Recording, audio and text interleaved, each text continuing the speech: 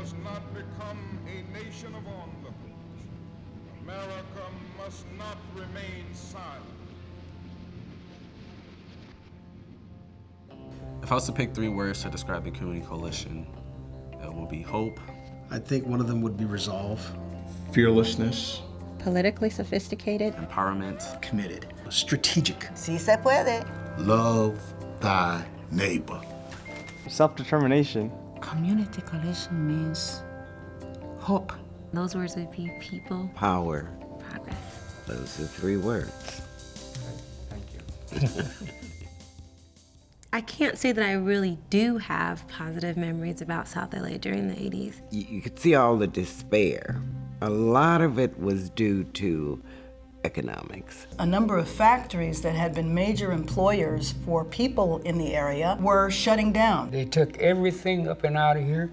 They sent the jobs out of here.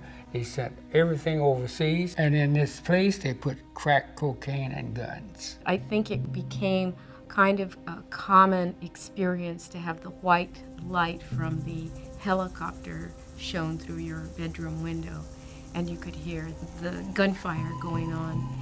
It felt like living through a civil war. I remember a guy being stomped to death in front of my house by the local gang members because of drugs. You had an explosion in gangs and the intersection between gang violence, gang involvement, drug trafficking, drug distribution. Resources were aimed at beefing up law enforcement rather than expanding health services, public health, mental health. That would have been a far more appropriate response. Of course the community wanted protection, but is there a way to address community concerns that doesn't amount to the massive arrests of young people? And so I sought out my old activist friends and said, how do we get together and talk about this? So it began in the late 80s with a conversation about how we could more intelligently, humanely, and effectively respond to this crisis. The Community Coalition was born as an African American and Latino organization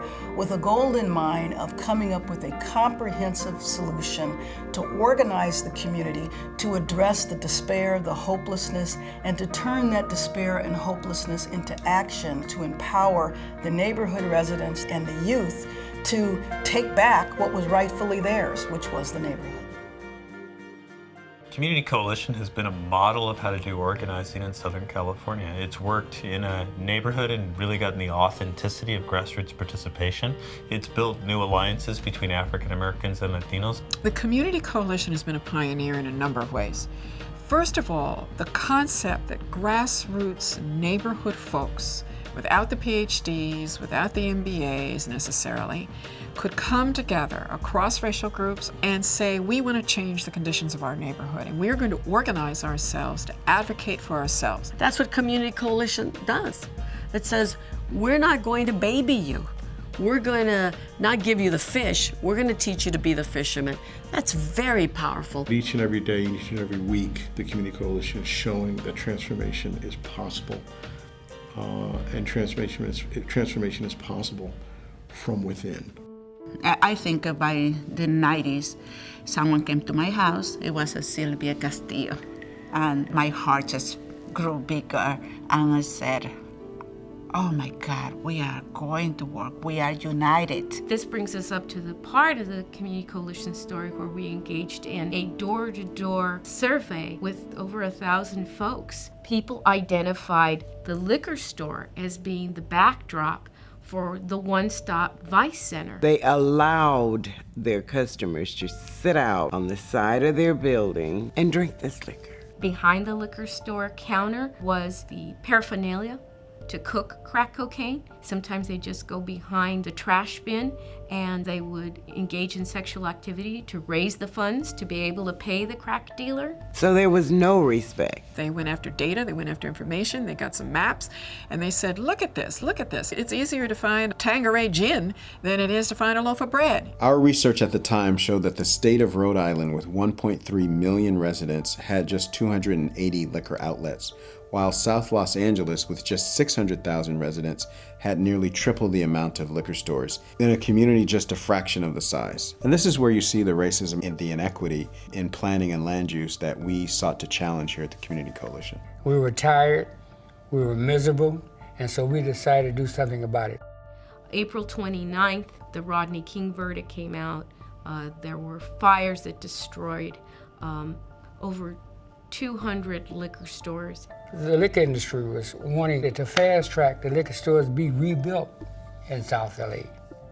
And we were a bunch of people that said, whoa, wait a minute, not so fast. It was an opportunity to begin to organize people around what would be a 2-year campaign. It was called Rebuild South Central Without Liquor Stores. It was a little bit controversial, but I think it showed that a community could decide, here are the businesses we want, and here are the businesses we don't want. Then we had businessmen saying, you know, hey, this shuts our income down. The organization really, I think, broke new ground with this approach, this grassroots approach to public safety. We can state we know that the rebuilding of 150 liquor stores were denied based on our efforts. When this kind of organizing is going on, you're bringing dignity not only to the individual. You feel good that you were a part of something that spelled humanity. But then we also want to have that community that they live in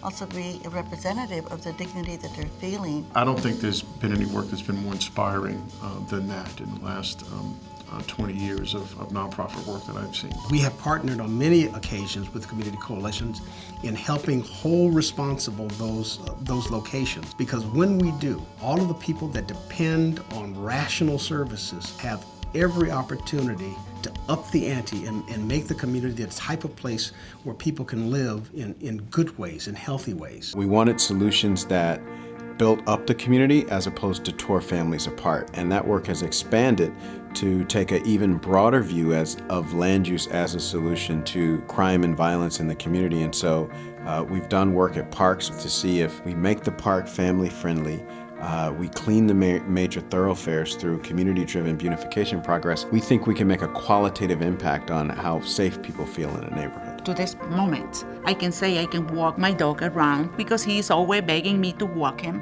And I walk my dog like 4 blocks around. And then it's safe at 11:30 in the night. That I couldn't do that even the daytime. At the end of the day, the thing that really matters is what type of leadership is created in this process of organizing. And that is what the Community Coalition has been able to do, and that's what they stand for. I might as well get a tattoo on like my forehead that says Community Coalition or something, because I owe so much to what the Community Coalition has done for me. Training young people to be a voice for their communities. I mean, I think that's what sets the Community Coalition apart. The leaders here brought clarity, but they also empowered us and said, you know what, you have a voice.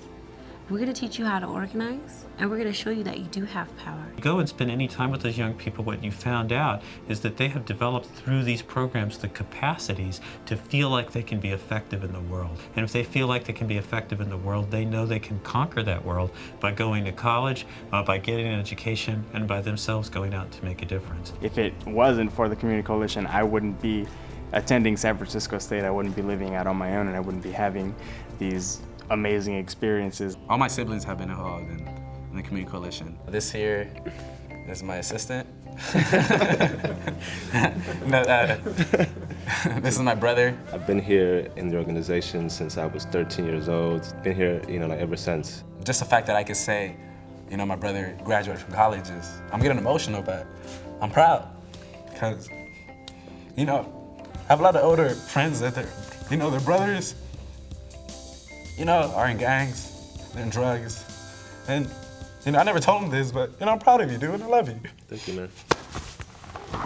And as we were organizing, we had young members who weren't going to be able to apply for college because they had been tracked to be upholstery technicians. And when I went to my counselor, she kept trying to convince me to keep it for a clever in class instead of like in any kind of class that I can use to go to college. And that's Marcus McKinney, who now works for the speaker, John Pettis. We have been hemorrhaging talent by leaving so many young African Americans and Latinos out of the educational systems and opportunities that they need to be able to make their maximum contribution, not only to their own lives, but to the society as a whole. I was in the 8th grade when I got involved with the A through G campaign. What exactly are the A through G classes you said? Pretty much A through G classes are classes that will prepare you to go to college. For an example, some of them could be art, English, history. The graduation requirements for the LAUSD were not the A through G requirements. So you could graduate from high school, apply to a college, and then get a letter back that says, sorry, you're not eligible because you missed foreign language class or math class. If you looked at schools in more affluent, more white communities, you found that many more of the classes qualified for A through G. When you came to South LA and you looked at our schools, you found that that wasn't the case. There were demonstrations, of course, getting out there and going to the district and making noise. What we thought would be a short fight turned into a 5-year fight, dozens of rallies. The campaign culminates in a standoff between thousands of students and parents and families and the school board. It's a really kind of profound experience because I went from being really intimidated by my peers to teaching other people and recruiting people and then going out and talking to different people from the district. My name is Jesse Fernandez, Miss Cornstein. I support A through G. We knew if we got enough people to show up that the news media would not avoid us, and that anybody who wanted to say that it was okay for kids to go to school every day and not be able to go on to college would have to do so in public. They'd have to do so in the press so that the world could see it, and they'd have to look our kids in the eyes and do it. So I remember that it was 6-1 in favor of A through G.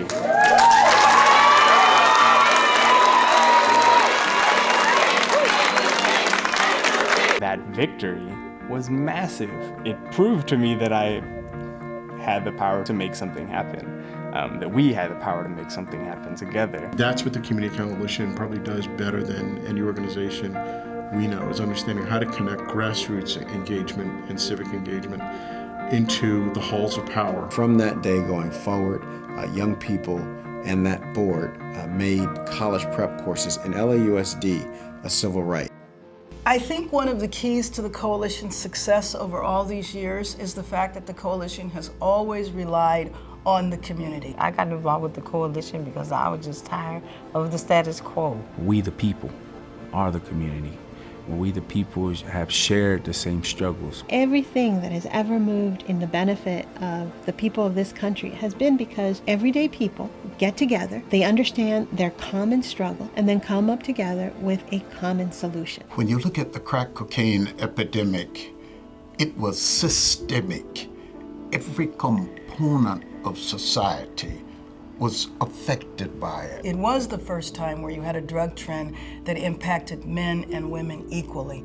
And so if you have women using drugs, then you have the family structure that falls apart. All across the country, increased incarceration was one of the first solutions they went to. Dad is unemployed, dad is in prison. You saw families split up and a huge explosion in the foster care population. And we also saw an explosion of the phenomena of grandparents who were raising children. Relative caregivers are persons like myself. I'm a grandmother. I was raising 2 grandchildren. Now I'm raising 1 grandchild and a great-grandchild. In 2001, my mother passed away, and we adopted 5 of my brothers and sisters. We have 4 children of our own. When kids go into privatized foster care, if they are not already involved in the criminal justice system, either in probation or in juvenile detention, they get exited out of the system when they turn 18. And so what happens is they often end up in long-term institutionalization, either through welfare, social services, or they end up participating in the underground economy because they have to support themselves and they end up incarcerated. Organizing relative caregivers was a way of us blocking that pathway. The outcomes for children and youth being raised by relative care providers are better than the outcomes of any other component within the system. Our kids, they stay with us. They'll be with us for the rest of our lives because we're not going to give up on them because it's family. What they're doing is really extraordinary in terms of the outcomes they're achieving with these kids, yet they need more assistance. One of the concerns was the grandparents and the relatives that were taking care of the children had little or no access to resources from the county. Every resource we needed, we had to fight with the social social worker, we need school supplies for the kids, or we need clothes for them. And she would always say, well, you're not a foster care parent, you're a relative caregiver, and we don't provide that additional benefit. And so Community Coalition then decided to wage a campaign that said family care, not foster care. We thought that we as relative caregivers deserved the same right as foster parents. This is where Community Coalition saw what was happening, understood a pattern, understood the lack of understanding from elected officials about what was happening on the ground. We worked with Assemblymember Karen Bass to procreate funds for foster care, which included relative care. We got $82.3 million. The new resources are just a piece of what we want to do. As important as the resources is changing the public debate. What I saw is the coming together of policies to help these families succeed, and then to push at a state level for that recognition, to me was just really brilliant. Almost 2/3 of the kids go with relative caregivers. Very little of the investment goes to relatives. We want to change that paradigm, and we feel like we've gotten the momentum rolling so that more and more people are seeing that that's the way to go. I really feel like through the work of the Community Coalition, we can change things. You build a sense of a family in this organization. This is our family. Community Coalition to me was like a family. If we didn't have Community Coalition, that means I wouldn't have my other family to back up. I felt that I wasn't alone. Whatever healthy years we have left, we'll give it to the coalition. I think there's one word that describes Community Coalition. The word is awesome. You make sure you get this down. My favorite memory of being here is meeting my wife. So that's the... Thank you for everything that you've done. Community Coalition, 2 words. Live forever. You know, there's that saying, si se puede, like, yes, we can. Like, yes, we can. Yes, we can. We are Community Coalition.